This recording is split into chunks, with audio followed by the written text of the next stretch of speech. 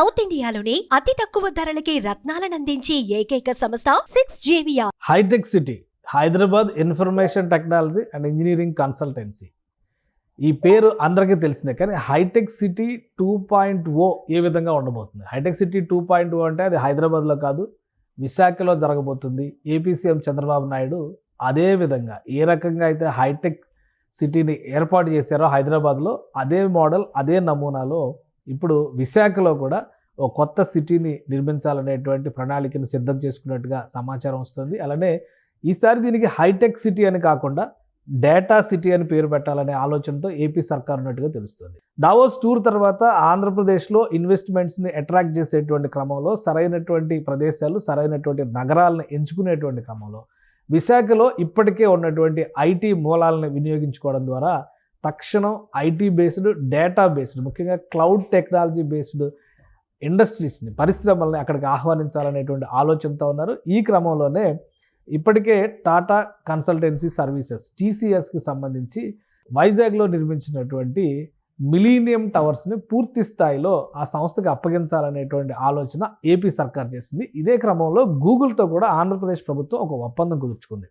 ఈ ఒప్పందంలో భాగంగా గూగుల్కి దగ్గర 80 ఎకరాల భూములు కేటాయించాల్సినటువంటి పరిస్థితి ఉంది. ఇది ఎక్కడ ఇవ్వాలి అనేటువంటి ప్రణాళికని సిద్ధం చేసేటువంటి క్రమంలో ఏపీ సర్కార్ విశాఖ పరిసర ప్రాంతాల్లో, అంటే ముఖ్యంగా ఐటీ కొలువుదీరు ఉన్నటువంటి మధురవాడ పరిసర ప్రాంతాల్లో అధికారుల బృందం చేత ప్రభుత్వం అధ్యయనం చేయించింది. ఈ నేపథ్యంలో ఆ చుట్టుపక్కల 500 ఎకరాల భూమిని డేటా సిటీ ఏర్పాటు చేయడానికి కేటాయించాలనేటువంటి నిర్ణయానికి దాదాపుగా ఏపీ సర్కార్ వచ్చేసింది. అందులోనే 80 ఎకరాల భూమిని గూగుల్ సంస్థకి కేటాయిస్తారు.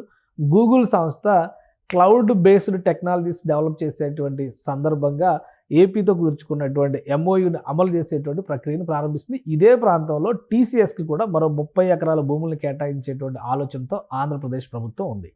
సో గతంలో ఎలా అయితే హైటెక్ సిటీని నిర్మించేటువంటి క్రమంలో మైక్రోసాఫ్ట్ లాంటి పెద్ద దిగ్గజ సంస్థని హైదరాబాద్ తీసుకొచ్చి ఆ తర్వాత అనేక సంస్థలు ఆ సంస్థను ఫాలో అయ్యేలా చేశారో, ఇప్పుడు కూడా గూగుల్ కార్యక్రమాలు విశాఖలో మధురవాడ ప్రాంతంలో డిజిగ్నేటెడ్ డేటా సిటీలో కనుక మొదలైతే అనేక సంస్థలు ఈ ప్రాంతానికి క్యూ కట్టే అవకాశం ఉంటుందని చెప్పని ఏపీ ప్రభుత్వం ఆశిస్తుంది. ఈ క్రమంలోనే 500 ఎకరాల భూమిని ఇప్పటికే నోటిఫై చేసినట్టుగా తెలుస్తుంది. ఈ ఐడెంటిఫై చేసినటువంటి భూమిని అతి త్వరలో డిజైన్ చేసి, అంటే కావాల్సినటువంటి ఐటీ ఎనేబుల్డ్ సర్వీసెస్, ప్రధానంగా డేటా రిలేటెడ్ సర్వీసెస్ పైన ఫోకస్ పెట్టే అవకాశం ఉంది.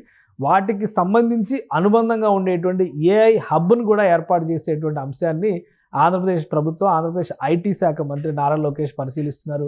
ఈ ప్రతిపాదనలన్నింటినీ కూడా ముఖ్యమంత్రి ముందర పెడతారు. రాబోయేటువంటి రోజుల్లో అది క్యాబినెట్ అప్రూవల్ ద్వారా వీలైనంత వేగంగా ఈ 500 ఎకరాల డేటా సిటీకి రూపురేఖలు ఇవ్వాలనేటువంటి ఆలోచనతో ఏపీ ప్రభుత్వం ఉన్నట్టుగా తెలుస్తుంది. ఇప్పటికే హైటెక్ సిటీ నమూనాని వైజాగ్లో, అంటే ఆంధ్రప్రదేశ్లో, విభజిత ఆంధ్రప్రదేశ్లో కూడా అమలు చేస్తామనేటువంటి మాట చెప్పారు. కానీ విశాఖ దీనికి సరైనటువంటి వేదికగా ఎంచుకుంటున్నారు. అలానే అమరావతి ప్రాంతంలో AI రిలేటెడ్ స్కిల్ డెవలప్మెంట్ యూనివర్సిటీల పైన ఫోకస్ పెడుతున్నటువంటి తరుణంలో అమరావతిలో కూడా అక్కడ ఐటీ టవర్స్ నిర్మాణాలు శరవేగంగా జరిగేటువంటి అవకాశాలు ఉన్నాయి. దీంతోపాటు ముందు వైజాగ్లో ఎంచుకున్నటువంటి ప్రదేశంలో, ఎందుకంటే మధురవాడ ప్రాంతంలో ఇప్పటికే కొన్ని ఐటీ సంస్థలు పనిచేస్తున్నాయి. గతంలో కూడా ఇదే మిలీనియం టవర్స్లో కొన్ని సంస్థలకి స్పేస్ కేటాయించారు.